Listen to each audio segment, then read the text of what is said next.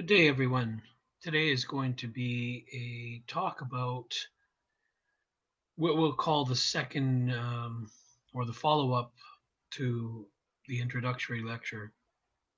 I want to talk about three things with you. First, a brief history of business ethics, or what I call the highlight reel, which you should be able to find on the first set of slides I've provided. We're also going to talk about some recent ethical scandals, and then I'm going to leave you with a thought experiment that really the purpose of it is to set us up for what's to come in the course, and thinking about where our beliefs and values come from. So I'll start off by saying, and here I'm referring to the slides for the first week, ethical questions under before 1960, ethical questions related to business were often discussed theologically.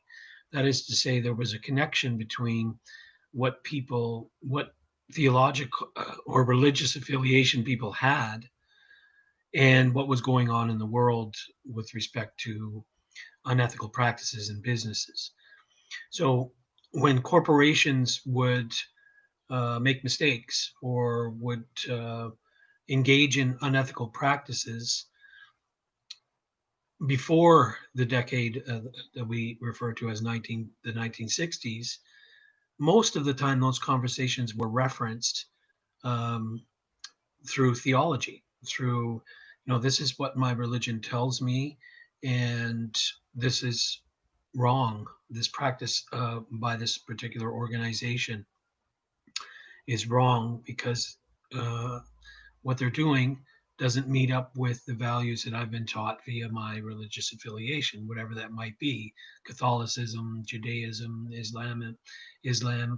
There's a variety of different, we could say, sources for theological thinking on ethical practices, and we're going to talk more about that in chapter one of your book, and a little bit in chapter two.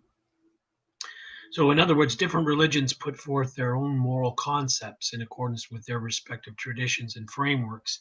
And then when we go about using these frameworks or bases to launch criticism or to be critical of unethical practices in business, then we can say there's a connection between the theology and ethics. And I would say, on the whole, that ethics really finds its origin in theology, and then it evolves out of into a variety of different other areas, such as politics and so forth. So during the 1960s, on your slide presentation, you'll see I've put Western society began to take issue with business practices such as pollution. And really, if I had to choose one unethical practice during this era, it would be pollution.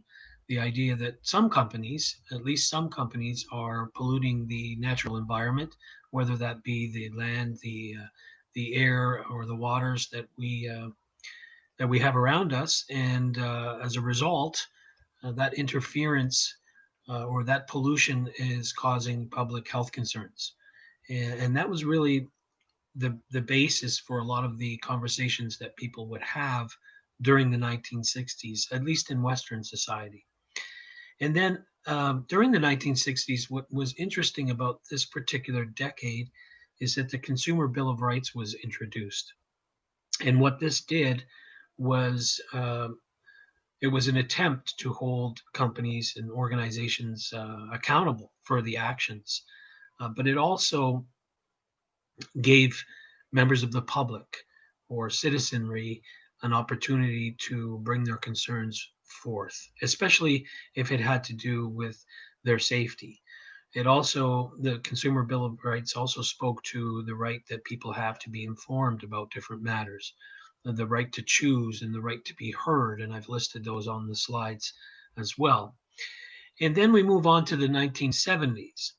And what happens in the 1970s is pivotal to the study of business ethics, because it actually becomes a study during the 1970s.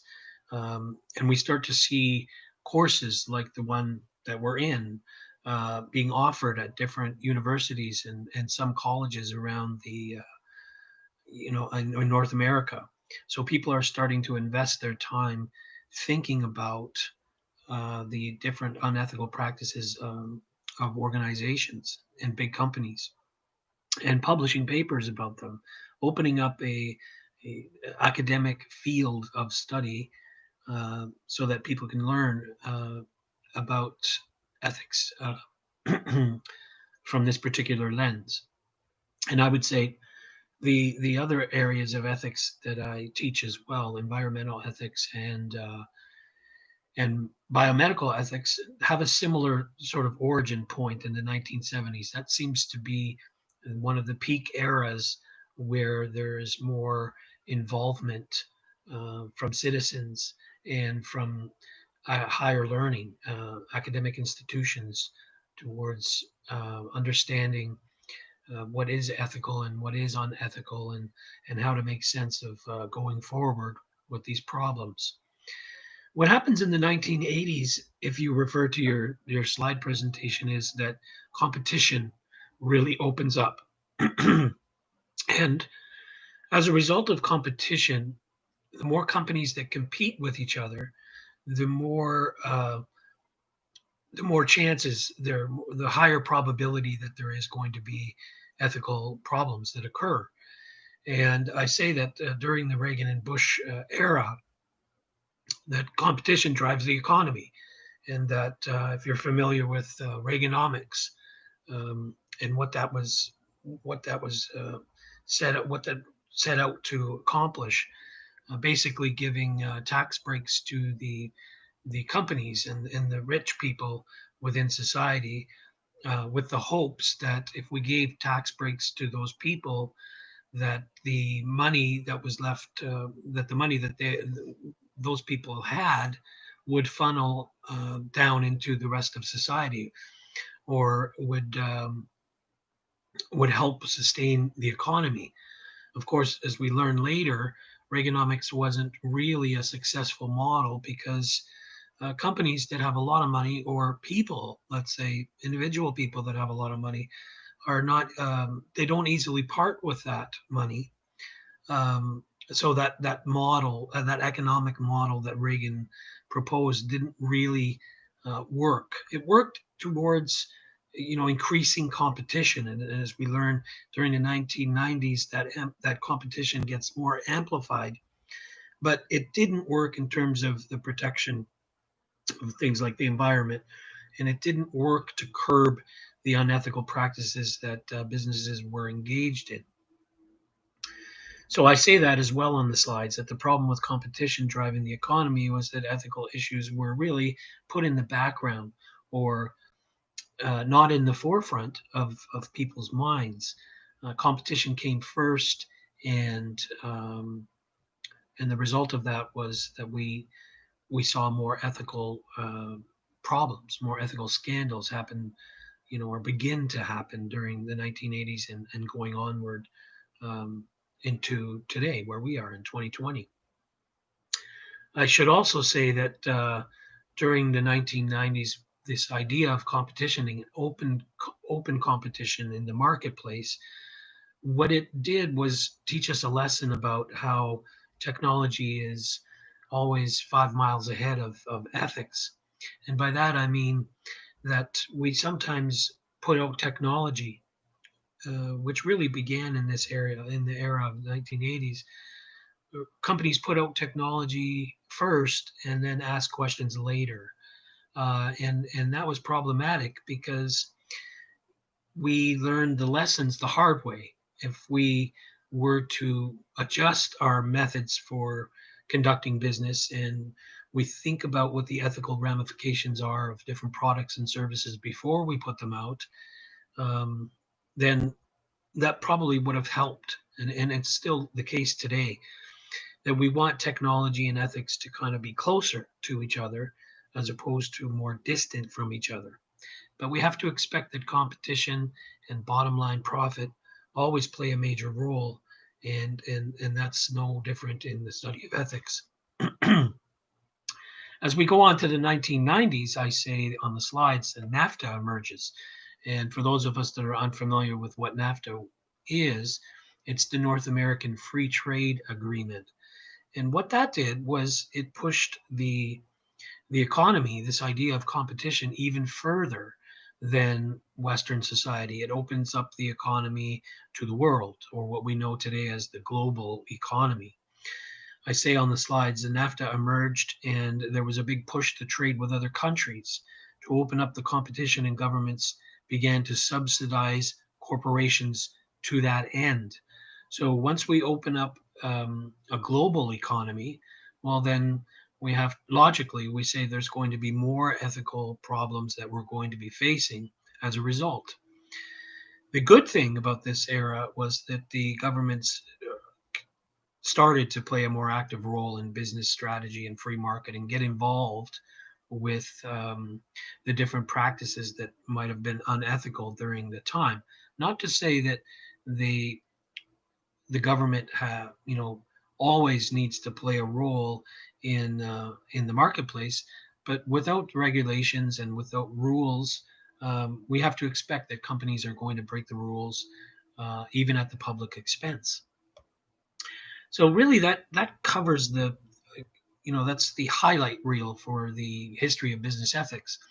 Where we are today is we're definitely in a global economy, and we've moved considerably farther than where we were in the 1990s, to the extent that we have a fully functional global economy, but at this very same time, we have a plethora of different ethical issues that that we see in the marketplace in Western society, and I would say, or I would argue, around the world.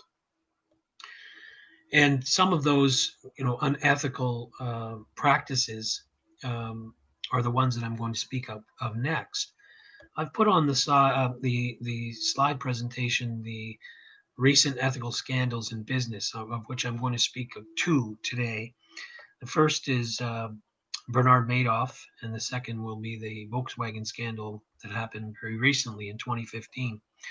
So, for those of us that aren't familiar with Bernie Madoff, there is literally a ton of information that we would find online regarding this case and what Bernie Madoff did to people and their money, and the fact that he stole money from a lot of people right around the leading up to the market crash of 2008, and to the tune of $50 billion. So very serious offense that he was guilty of, um, in relation to the practice and the study of ethics. For those of you who are familiar with what a Ponzi scheme is, a Ponzi scheme originated. The idea of a Ponzi scheme originated with a historical character of Italian descent, with the name Ponzi. And what Ponzi did was, much like Bernie Madoff, he took money from people and he guaranteed a high return of interest on their money. Um, and the idea behind that was, if you knew you were going to get back a lot of money, um, then you would invest your money.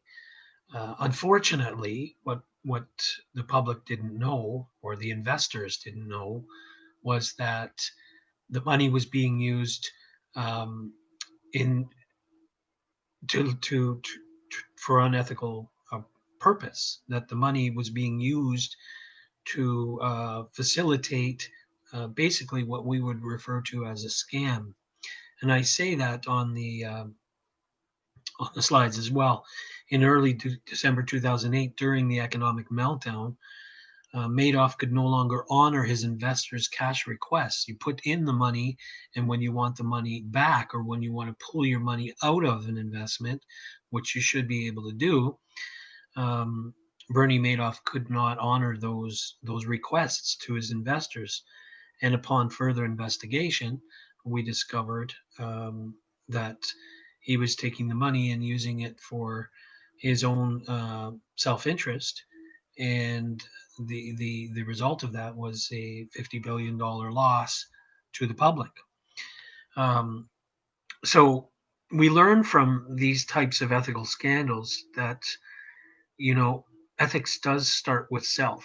This is one person who set up a company and did some very immoral things with his company and in the way that he went about conducting business.